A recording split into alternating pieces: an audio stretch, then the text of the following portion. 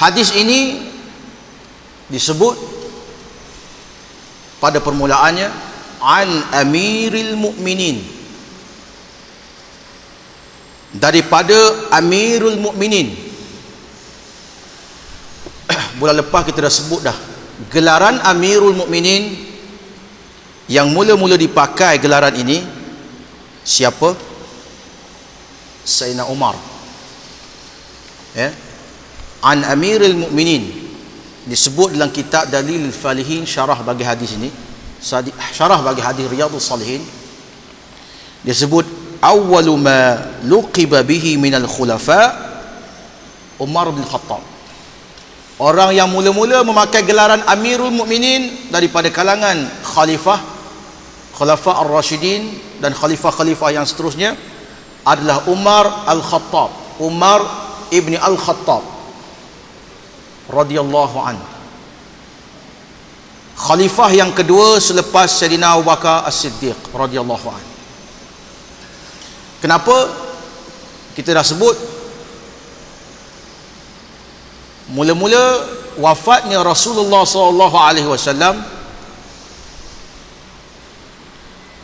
dibai'ah Abu Bakar As-Siddiq menjadi khalifah. Khalifah tu artinya pengganti. Maka orang menyebut ya khalifat Rasulullah sallallahu alaihi wasallam. Orang panggil Abu Bakar sebagai wahai pengganti Rasulullah. Kemudian apabila meninggalnya Sayyidina Abu Bakar As-Siddiq, dibai'ah Umar Al-Khattab menjadi khalifah. Orang panggil dia ya khalifat Rasulullah, wahai pengganti kepada pengganti Rasulullah sallallahu alaihi wasallam. Jadi panjang. Maka pada zaman Umar, mula-mula orang panggil dia Amirul Mukminin. Kemudian dia kata, apa kamu sebut? Amirul Mukminin. Maka dia mengata gelaran itu baik kerana kamu adalah orang-orang yang beriman, sedangkan aku adalah pemimpin. Maka gelaran Amirul Mukminin dipakai bagi khalifah selepas daripada Umar dan seterusnya, termasuk pada zaman pemerintahan Umayyah Abbasiyah, dan begitulah. Umar Al-Khattab seorang khalifah yang meninggal pada tahun 23 Hijrah.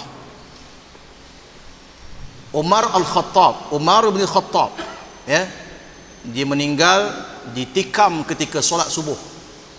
Seorang pemimpin, tuan-tuan bayang, pemimpin sebuah negara ditikam mati, ya, ketika solat subuh oleh Abu Lu'lu'ah Al-Majusi. Umar Al-Khattab pemimpin yang hebat. Tuan-tuan tahu, bila dia ditikam, dia tak sedarkan diri. Bila dia sedar diri dia, bila dia terjaga, tuan-tuan tahu apa dia tanya kepada jemaah? Dia tak tanya siapa yang tikam aku. Kalau kita lah tuan-tuan, kan, tak usah kata tikam. Kalau orang pukul kita, siapa pukul aku? Umar Al-Khattab bertanya, as-sallan nas, adakah manusia dah solat? Dia tanya dulu, adakah manusia ni jemaah tadi solat dah belum, solat subuh? Dia tidak hiraukan kecederaan diri dia, dan dia mati syahid menurut para ulama akibat tikaman yang terkena pada dirinya ketika solat subuh. Umar Al-Khattab inilah meriwayatkan hadis ini. Abi Hafs adalah gelaran yang diberikan oleh Rasulullah SAW. Abu Hafs ni para ulama menyebut dari segi lughah, Al-Hafs artinya Al-Asad, singa. Abu Hafs artinya bapa singa. Nabi SAW menggelarkan Sayyidina Umar Al-Khattab ini dengan gelaran Abu Hafs, bapa singa, kerana keberanian dia. Keberanian dia. Begitu. Baik. Umar ibn Khattab radhiyallahu anhu qala, Umar bin Al-Khattab radhiyallahu anhu berkata, sami'tu Rasulullah sallallahu alaihi wasallam yaqul,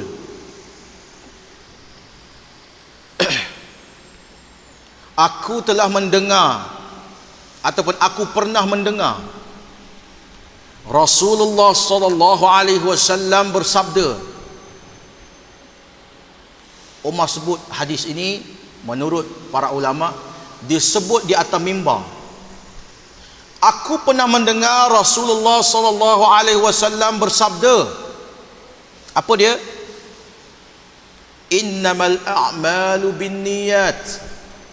Hanya saja, sesungguhnya tiap-tiap amalan itu adalah dengan niat. Semua perbuatan-perbuatan itu adalah bergantung menurut kepada niat. Dan kita dah sebut dahulu, bila Nabi SAW menggunakan kalimah innama adatul hasr. Innama lil hasr, kata para ulama,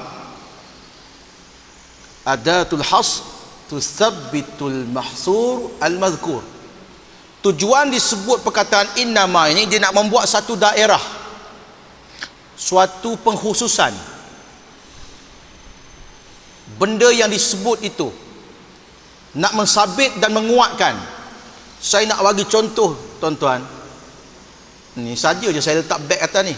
Ni saya tadi lewat sikit, ada forum di Highcom, dia bagi hadiah beg ni.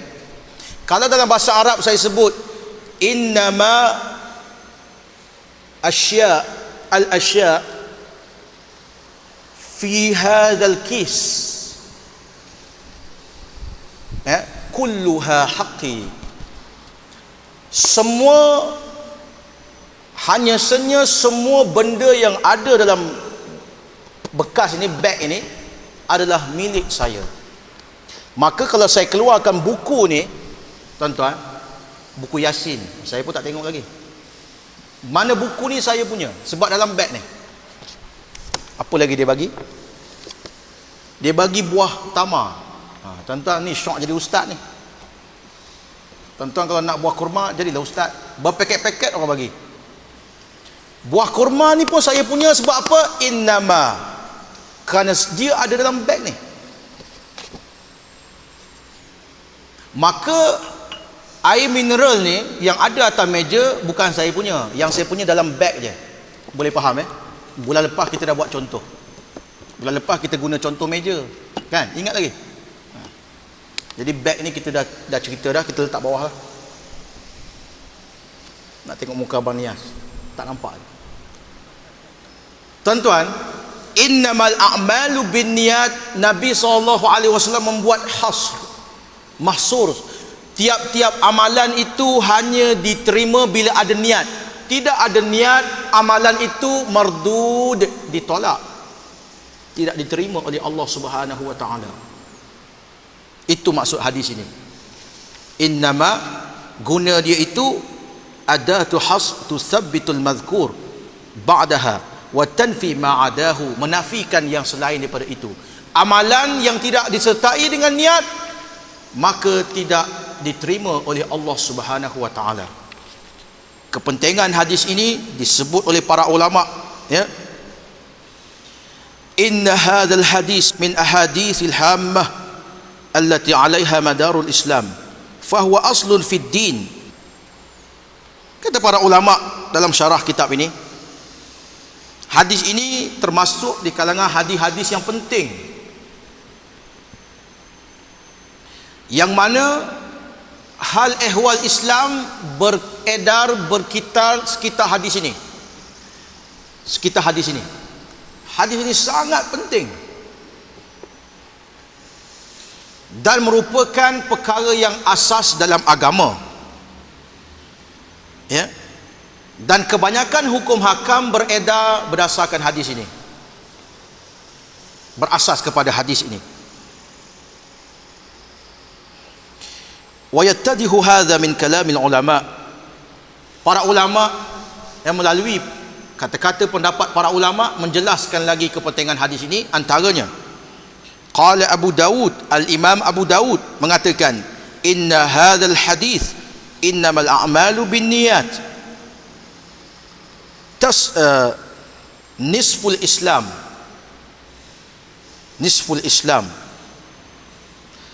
lianna ad-dina imma zahirun wa huwa al-amal aw batinun wa huwa an-niyah. Ya, kata Imam Abu Daud, sesungguhnya hadis ini innamal a'malu binniyat adalah merupakan separuh daripada agama. Nisfuddin, nisful Islam, separuh daripada agama Islam berdasarkan hadis ini. Kenapa? Kerana kata dia sesungguhnya agama itu sama ada amalan yang zahir, ya, ataupun amalan yang batin, iaitu niat. Di amalan ni tuan-tuan dalam Islam ada dua. Amalan yang zahir yang orang boleh nampak, dan amalan yang batin, yang tersembunyi, iaitu hati, niat. Maka dia kata amalan yang zahir dan amalan yang batin, kalau niat itu berkait dengan batin, benda yang tersembunyi, yang tak nampak, maka hadis ini menjelaskan kepentingan agama separuh daripada agama.